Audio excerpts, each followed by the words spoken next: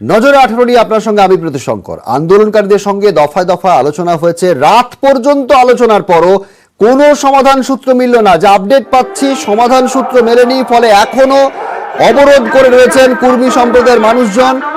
আজ সকালের ছবি আপনাদের দেখাচ্ছি, যেখানে প্রায় 50 ঘন্টা হয়ে গেল, এখনো অবরোধ। মঙ্গলবার সকাল 6টা থেকে অবরোধ শুরু করেছে কুর্মী সম্প্রদায়ের মানুষজন। রেল অবরোধ চলছে কোথায়? পুরুলিয়ার কুস্তাউ স্টেশনে, সেখানে 50 ঘন্টা টানা রেল অবরোধ চলছে। পুরুলিয়া আদ্রা ডিভিশনের ট্রেন চলাচল সম্পূর্ণ বন্ধ। বহু ট্রেন আটকে পড়েছে বিভিন্ন স্টেশনে, বহু ট্রেনের যাত্রাপথ কমিয়ে আনা হয়েছে। বাংলা ঝাড়খণ্ডে আদিবাসী কুর্মীদের আন্দোলন জারি। কুর্মী জাতিকে তপশিলি উপজাতি তালিকাভুক্ত করতে হবে। ইতিমধ্যে রাজ্য সরকারের তরফে একটি চিঠি দেওয়া হয়েছে কেন্দ্রকে, যাতে অত্যন্ত গুরুত্বপূর্ণ বিবেচনা করা হয় বিষয়টিকে। দাবি না মেটা পর্যন্ত আন্দোলন চালিয়ে যাওয়ার সিদ্ধান্তে অনড় কুর্মী নেতারা। 50 ঘন্টা ধরে আন্দোলন চলছে। গতকাল রাত পর্যন্ত বৈঠক চলে, কিন্তু বৈঠকে কোনো সমাধান বেরিয়ে আসেনি। রাজ্যের তরফে প্রতিনিধি, রেলের তরফে প্রতিনিধি এবং কুর্মী সম্প্রদায়ের প্রতিনিধিরা ছিলেন, কিন্তু সেই বৈঠকে কোনো সমাধান সূত্র বেরিয়ে আসেনি। অবরোধের 50 ঘন্টা পরেও এখনো রেল লাইনের উপর বসে রয়েছেন কুর্মী সম্প্রদায়, কুর্মী জাতির মানুষজন। সেই ছবি আপনাদের দেখাচ্ছি। এসটি তালিকাভুক্ত করতে হবে তাদের।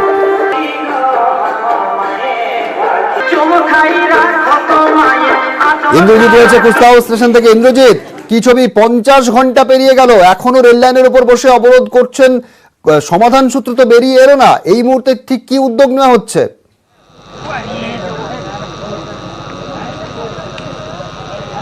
দেখো, গতকাল মধ্যরাত অবধি বৈঠক চলে প্রশাসনের সাথে, জেলা প্রশাসন এবং রেল দপ্তরের সাথে। আদিবাসী কুর্মী সমাজের প্রতিনিধিরা বৈঠক করে এবং দীর্ঘক্ষণ বৈঠকেও সমাধান সূত্র বেরোয়নি। ফলে আজ আবার যেমন অবরোধ চলছিল তেমনিই চলছে। এই অবরোধ কবে উঠবে তা এখনও বলতে পারছেন না এই আন্দোলনকারীরা। তার কারণ হচ্ছে তাদের যে দাবির চিঠি, যারা যে চিঠি চেয়েছিল, সেই চিঠি প্রশাসনের তরফ থেকে যে চিঠি দেওয়া হয়েছিল তাতে কিছু সমস্যা রয়েছে। সেই কারণেই আজ আবার বৈঠক হতে পারে বলে আমরা জানতে পেরেছি এবং এই বৈঠক হওয়ার পরেই আবার এরা সিদ্ধান্ত নেবে। তার কারণ একদিকে যেমন খামাশুলিতে আন্দোলন চলছে পুরুলিয়ার কুস্টাউ স্টেশনে, ফলে ওই আন্দোলনকারীদের মধ্যে কথা হচ্ছে এবং দুপক্ষই যদি রাজি হয়ে যায়, এই যে চিঠির কথা তারা বারে বারে দাবি করে এসছে, তাদের দাবি নিয়ে যে চিঠি কেন্দ্রকে পাঠানোর কথা, সেই চিঠি তাদের কপি পাওয়ার পর তারা নিজেদের ভিতরে সিদ্ধান্ত নেবে, তারপরেই তারা আন্দোলন তুলবে কিনা সেই পথে হাঁটবে। ফলে একেবারেই 48 ঘন্টা আরো একটি বৈঠক রয়েছে, সেই বৈঠক থেকে কোনো সমাধান সূত্র বেরিয়ে আসে কিনা সেদিকে অবশ্যই আমাদের নজর থাকবে। তুমিও নজর রাখো। পাশাপাশি পুরুলিয়ার কুস্তাউর স্টেশনের পাশাপাশি এবার খড়গপুরের পাশে খড়গপুর টাটানগর শাখার খেমাশুলি স্টেশনে, সেখানকার ছবি আপনাদের দেখাবো, যেখানে আজও সকাল থেকে দেখা যাচ্ছে যে রীতিমতো যারা অবরোধ করছেন, অবরোধকারীদের টিফিন দেওয়া হচ্ছে এবং একই রকম ভাবে অবরোধকারীরা তারা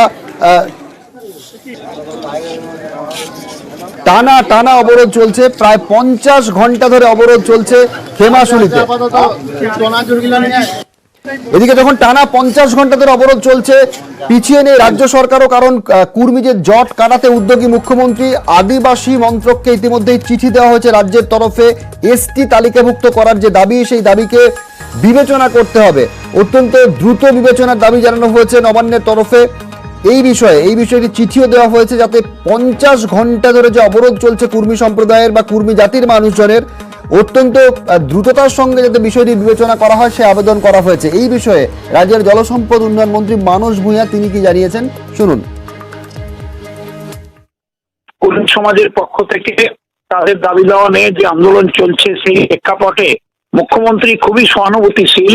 মাননীয় মুখ্যমন্ত্রী আজকে আগের চিঠির উল্লেখ করে এবং আমাদের দপ্তরের সচিব মিস্টার বানসাল তিনিও চিঠি দিয়েছেন, মুখ্যমন্ত্রীও চিঠি পাঠিয়েছেন কেন্দ্রের সরকারের কাছে এবং এদের নেতা রাজেশ মাহাতোর সঙ্গে আমি নিজে কথা বলেছি এবং তার কাছেও চিঠির প্রতিলিপি পাঠিয়েছি। আমরা আমাদের হাতে তো স্বীকৃতি দেওয়ার তো অধিকার নেই। আমরা অনুরোধ করেছি কেন্দ্রের সরকারের কাছে এদের দাবি দেওয়া সহানুভূতির সঙ্গে মান্যতা দিন। পুজোর সময় রাস্তা অবরোধ, ট্রেন অবরোধ চললে বাংলার ক্ষতি হয়, অর্থনীতির ক্ষতি হয়। আপনারা এটা বুঝে সহানুভূতির সঙ্গে আন্দোলনটা প্রত্যাহার করুন, এটাই আমার আবেদন। এদিকে 50 ঘন্টা বেশি সময় ধরে রেল অবরোধ চলায় বিপর্যস্ত রেল পরিষেবা। গতকাল এবং গত পরশু দফায় দফায় ট্রেন বাতিল করা হয়েছে। গতকাল বাতিল হয়েছে Howrah Tata Howrah steel express, Howrah Barbil Janshatabdi express বাতিল, টাটানগর ধানবাদ এক্সপ্রেস, দফায় দফায় ট্রেন বাতিল। এমনকি সাঁতরাগাছি পুরুলিয়া রূপসী বাংলা এক্সপ্রেসও বাতিল করে দেওয়া হয়েছে। ঘুরপথে ট্রেন চালানো হচ্ছে। আবির রয়েছে আমার সঙ্গে। আবির, আজ কতগুলি ট্রেন বাতিল করা হলো? এবং গত দুদিন ধরে যে সমসংখ্যক ট্রেন বাতিল করা হচ্ছিল, আজকেও সেই সংখ্যক ট্রেন এখনো পর্যন্ত বাতিল।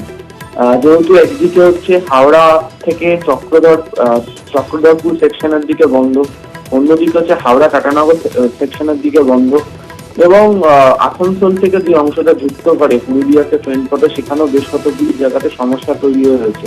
সে কারণেই হচ্ছে যে সমস্ত গুরুত্বপূর্ণ যে মেমু, প্যাসেঞ্জার বা ইন্টারসিটি এই যে ট্রেনগুলি রয়েছে সেগুলোকে বাতিল করে রাখা হচ্ছে।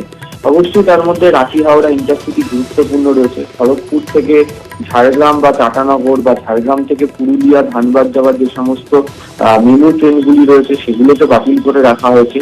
এবং যেহেতু মূল সেকশনটাই বন্ধ, ফলে হাওড়া বা সাঁতরাগাছি থেকে কোনো ট্রেন এই অংশে ছেড়ে যাওয়ার মতো অবস্থাতে নেই। সে কারণেই হচ্ছে স্টিল এক্সপ্রেস, অন্যদিকে জনশতাব্দী এক্সপ্রেস, অন্যদিকে হচ্ছে টাটানগর এক্সপ্রেস, পুরুলিয়া যাওয়ার জন্য সাঁতরাগাছি থেকে রূপসী বাংলা এক্সপ্রেস, এইগুলো সমস্ত কিছু ট্রেনকে বন্ধ রাখা হয়েছে। এবার হচ্ছে দক্ষিণ ভারতে বা সঙ্গে যোগাযোগকারী লাইন হিসাবে ওটি গণ্য করা হয়।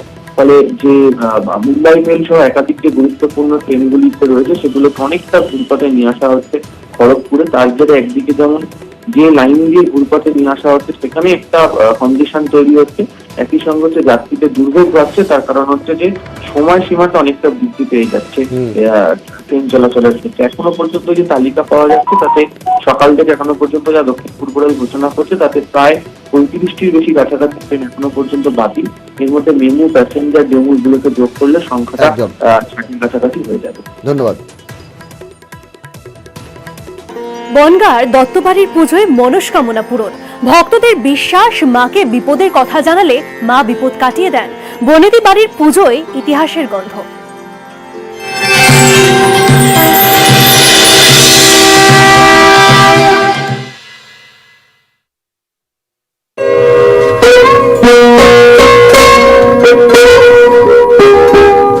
বনগাঁর দত্তবাড়ির পুজো, পুজোর সঙ্গে 450 বছরের ইতিহাস। দেবী এখানে দশভুজা নয়, দ্বিভুজা, বাকি 8 হাত বিড়ালের। যে এখানে ঠাকুর প্রতিমা দেখবেন, 2টো হাত বড় আছে, 8টা হাত ছোট হাতে।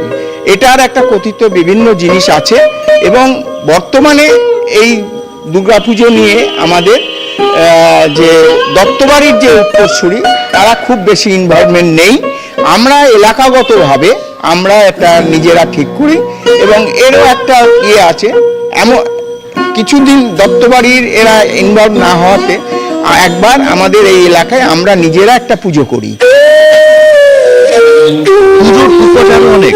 পঞ্চমী থেকে নবমী পর্যন্ত প্রতিদিন চাল কুমড়ো বলি দেওয়া হয়। আনন্দ তো আপনি কিভাবে আমরা বোঝাতে পারবো না, শুধু একটা ব্যক্তিগত একটা দুর্গাপুজো হিসেবে না, টোটাল এলাকার সমস্ত মহিলারা অষ্টমীর দিন, নবমীর দিন, ষষ্ঠী থেকে আমাদের এখানে আরম্ভ হয়ে যায়। দত্তবাড়ির দশভুজা নিয়ে নানান জনশ্রুতি। মন্দিরেই পুজো হয় প্রতিমার। পুজোর কটা দিন দত্তবাড়ির ঠাকুর দালানে ভিড় জমান 5 গায়ের মানুষ। নিউজ 18 বাংলা।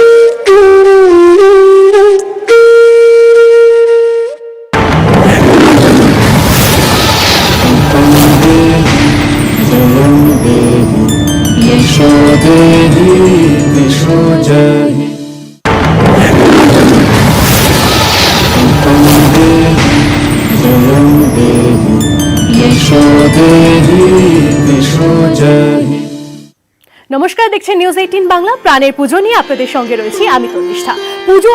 পুজো আসছে, এর আনন্দই আলাদা। 2 বছর পর এবারের পুজো যেন সব পুষিয়ে নেওয়ার। প্রাণের পুজোয় এবার আবার নতুন করে সেজে ওঠার পালা, মনের রঙে সাজিয়ে নেওয়ার পালা।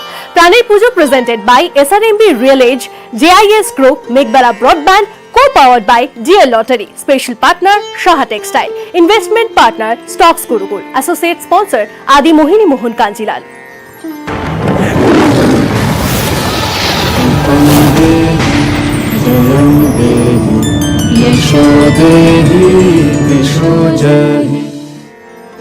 এখানে এলেই বৃষ্টির রিমঝিম, বর্ষা মঙ্গল, ব্যাঙের ছাতার তলায় দশভুজা, জগৎ মুখার্জি পার্কের মণ্ডপে এবার বৃষ্টির গান।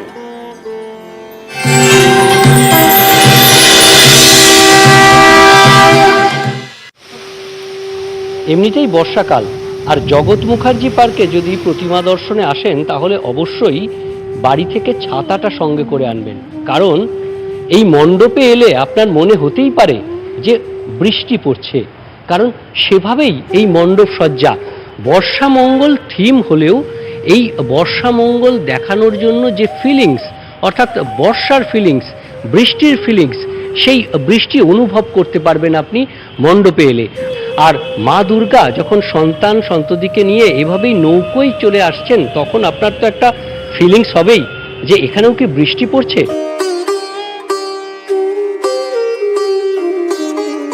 প্রথমে বলি, জগন্নাথ পার্ক 86তম বর্ষের পূর্ণ হলো। একটা অভিনব প্যান্ডেল দেখতে পাবেন, একটা মানে নৌকো, সেখানে ইনস্টলেশনে অনেক কাজ আছে এবং ভেতরে ঢুকলে বর্ষাকালটা উপলব্ধি করে। প্রতিমাটাও খুব সুন্দরভাবে ডেকোরেশন করা হয়েছে এবং মানে খুব একটা চমক থাকবে যে এবারে প্রতিমার গায়েতে সেনকো আমাদের গয়না দিচ্ছে, সেভাবেই সাজানো হচ্ছে।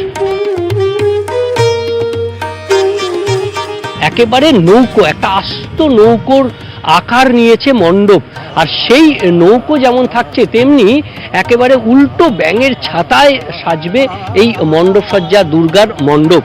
ব্যাঙের ছাতা বর্ষার বিষয়, আর বর্ষা মঙ্গল এর থিম ভাবনা, কাজেই বর্ষায় আরেকটু বর্ষার অনুভব পেতে এবার জগৎ মুখার্জি পার্কে আসবেন দর্শকেরা।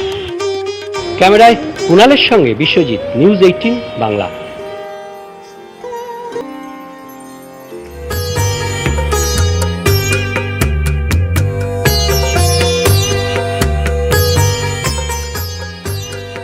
পাটুলি গড়িয়ার কাছাকাছি যে কটি ঠাকুর রয়েছে তার মধ্যে অন্যতম গুরুত্বপূর্ণ কেন্দুয়া শান্তি সংঘের দুর্গোৎসব, সেই পুজোতে এই মুহূর্তে আমরা এসে পৌঁছেছি। এবার তাদের 49তম বছর, আর সেই পুজোর কি আকর্ষণ রয়েছে, তাদের কি ভাবনা তারা ফুটিয়ে তুলতে চাইবেন, গত 2 বছরের কোভিডের মধ্যে দিয়ে যেরকম পরিস্থিতি গেছে সেটাকে কাটিয়ে তারা এবছর কি ভাবনা নিয়ে ব্যাক করছেন, চলুন দেখে নিই।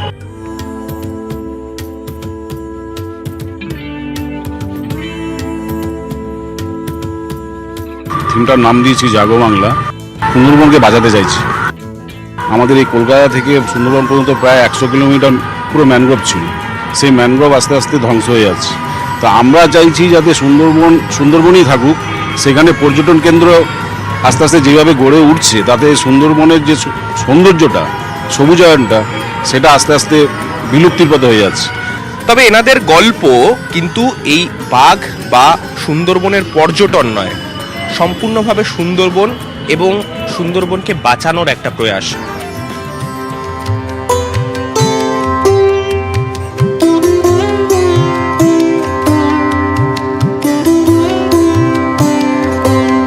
কোভিডের যে নিয়মাবলীগুলো আছে সেগুলোকে আমরা এই বছর মেনটেন করব, কারণ 2 বছর মেনটেনের মাধ্যমে একটা অভ্যাস তো লোকের চলে এসছে, সেই অভ্যাসটাকে আমরা ভাঙতে চাইছি না।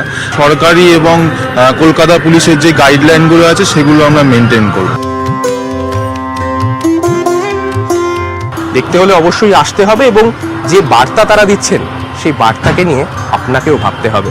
ক্যামেরায় অর্চন রায় গোস্বামীর সঙ্গে সান্নিক ঘোষ, নিউজ 18 বাংলা, কলকাতা।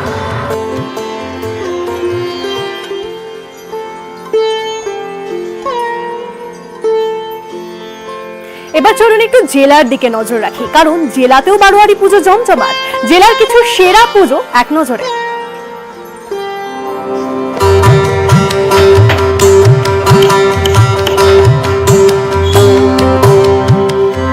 মেদিনীপুর শহরের ঐতিহ্যশালী দুর্গাপুজো ছোট বাজারের দুর্গোৎসব কমিটির পুজো। এবারের থিম বুর্জ আল আরব। প্রায় 20 লক্ষ টাকা বাজেটের এই মণ্ডপ থাকবে সোনায় মোড়া। আমাদের থিমটা হচ্ছে এবারে আমার সোনার বাংলা আমি তোমায় ভালোবাসি, সোনার শহর সোনার বাংলায়। যার জন্য আমরা দুবাইয়ের যে সোনার শহর তাকে আমরা তুলে নিয়ে এসেছি ছোটবার মাঠে।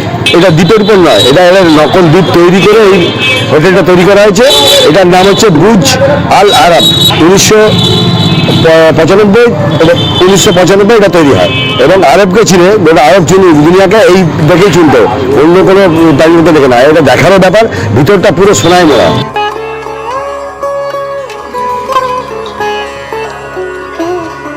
রায়গঞ্জ আদিবন্দর পুজো কমিটিতে বাংলাদেশের হাওয়া।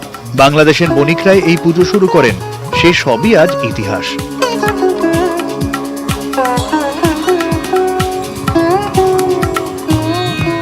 বনগাঁ প্রতাপগড় স্পোর্টিং ক্লাবের এবছরের মণ্ডপ তৈরি হচ্ছে প্যারিসের অপেরা হাউসের আদলে। প্লাইউডের ওপরে ফাইবারের কাজে সেজে উঠছে মণ্ডপ। এটা অপেরা হাউস, প্যারিসের রাজবাড়ি। এটা 75 ফুট হাইট। এর ভিতরে প্লাইয়ের মানে সব কাজ। আমরা 32 জন কাজ করতেছি, 3 মাস ধরে কাজ করতেছি। এটা ফাইবার দিয়ে মানে ফাইবারে মানে অলঙ্কার লাগাবে, হ্যাঁ পুতুল, তারপর সামনে পুতুলের নকশা হবে আর অলঙ্কার লাগাবে, বেতের অলঙ্কার।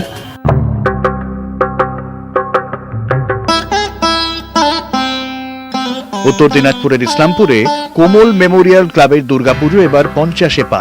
দক্ষিণ ভারতের শ্রী সাইলামা মন্দিরের আদলে তৈরি হচ্ছে মণ্ডপ, হোগলা পাতায় সেজে উঠছে প্যান্ডেল। এবছর 50 বছর পূর্তিতে আমাদের দক্ষিণ ভারতের বনগাঁর দত্তবাড়ির পুজোয় মনস্কামনা পূরণ। ভক্তদের বিশ্বাস, মাকে বিপদের কথা জানালে মা বিপদ কাটিয়ে দেন। বনেদি বাড়ির পুজোয় ইতিহাসের গন্ধ।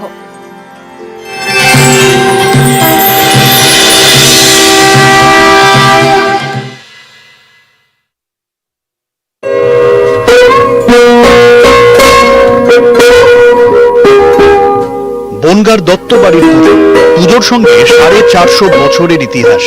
দেবী এখানে দশভুজা নয়, দ্বিভুজা, বাকি 8 হাত বিড়ালের। যে এখানে ঠাকুর প্রতিমা দেখবেন, 2 হাত বড় আছে, 8টা হাত ছোট হাতে। এটার একটা কথিত বিভিন্ন জিনিস আছে এবং বর্তমানে এই দুর্গাপুজো নিয়ে আমাদের যে দত্তবাড়ির যে উত্তরসূরি তারা খুব বেশি ইনভলভমেন্ট নেই। আমরা এলাকাগতভাবে আমরা একটা নিজেরা ঠিক করি এবং এরও একটা ইয়ে আছে। এমন কিছুদিন দত্তবাড়ির এরা ইনভলভ না হওয়াতে একবার আমাদের এই এলাকায় আমরা নিজেরা একটা পুজো করি। পুজোর উপাচার অনেক। পঞ্চমী থেকে নবমী পর্যন্ত প্রতিদিন চাল কুমড়ো বলি দেওয়া হয়। আনন্দ তো আপনি কিভাবে আমরা বোঝাতে পারবো না, শুধু একটা ব্যক্তিগত একটা দুর্গাপুজো হিসেবে না, টোটাল এলাকার সমস্ত মহিলারা অষ্টমীর দিন, নবমীর দিন, ষষ্ঠী থেকে আমাদের এখানে আরম্ভ হয়ে যায়। দত্তবাড়ির দশভুজা নিয়ে নানান জনশ্রুতি। মন্দিরেই পুজো হয় প্রতিমার। পুজোর কটা দিন দত্তবাড়ির ঠাকুর দালানে ভিড় জমান 5 গায়ের মানুষ। নিউজ 18 বাংলা।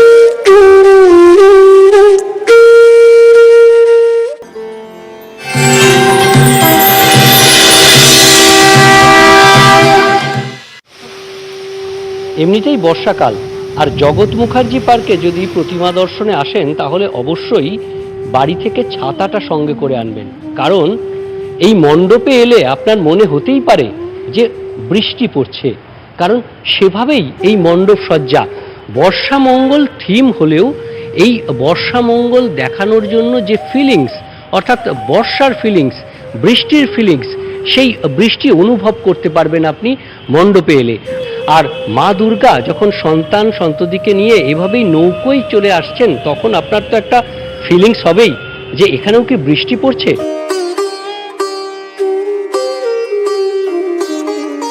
প্রথমে বলি, জগন্নাথজি পার্ক 86তম বর্ষের পূর্ণ হলো।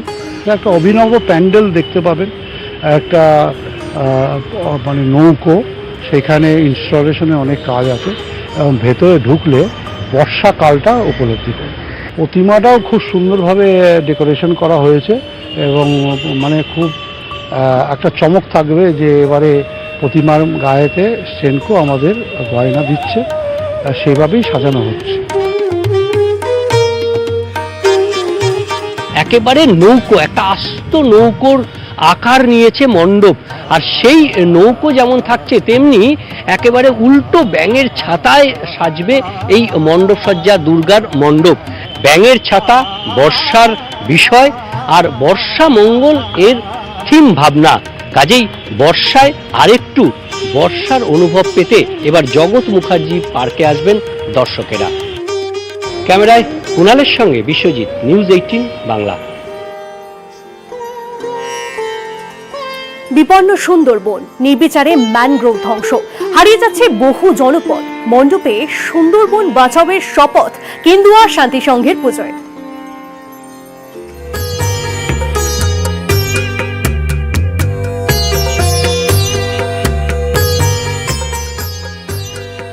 পাটুলি গড়িয়ার কাছাকাছি যে কটি ঠাকুর রয়েছে তার মধ্যে অন্যতম গুরুত্বপূর্ণ কেন্দুয়া শান্তি সংঘের দুর্গোৎসব, সেই পুজোতে এই মুহূর্তে আমরা এসে পৌঁছেছি। এবার তাদের 49তম বছর, আর সেই পুজোর কি আকর্ষণ রয়েছে, তাদের কি ভাবনা তারা ফুটিয়ে তুলতে চাইবেন। গত 2 বছরের কোভিডের মধ্যে দিয়ে যেরকম পরিস্থিতি গেছে সেটাকে কাটিয়ে তারা এবছর কি ভাবনা নিয়ে ব্যাক করছেন, চলুন দেখে নিই।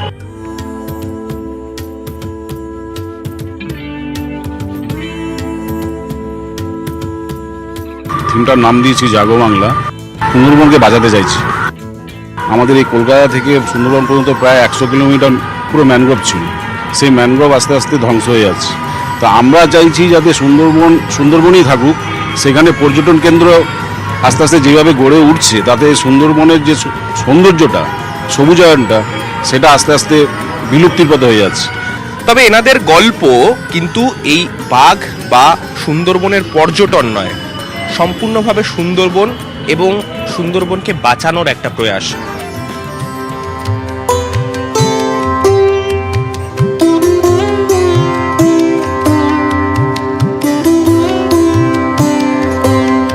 কোভিডের যে নিয়মাবলীগুলো আছে সেগুলোকে আমরা এই বছর মেনটেন করব, কারণ 2 বছর মেনটেনের মাধ্যমে একটা অভ্যাস তো লোকে চলে এসছে, সেই অভ্যাসটাকে আমরা ভাঙতে চাইছি না। সরকারি এবং কলকাতা পুলিশের যে গাইডলাইনগুলো আছে সেগুলো আমরা মেনটেন করব। দেখতে হলে অবশ্যই আসতে হবে, এবং যে বার্তা তারা দিচ্ছেন সেই বার্তাকে নিয়ে আপনাকেও ভাবতে হবে। ক্যামেরায় অর্চন রায় গোস্বামীর সঙ্গে সান্নিক ঘোষ, নিউজ 18 বাংলা, কলকাতা।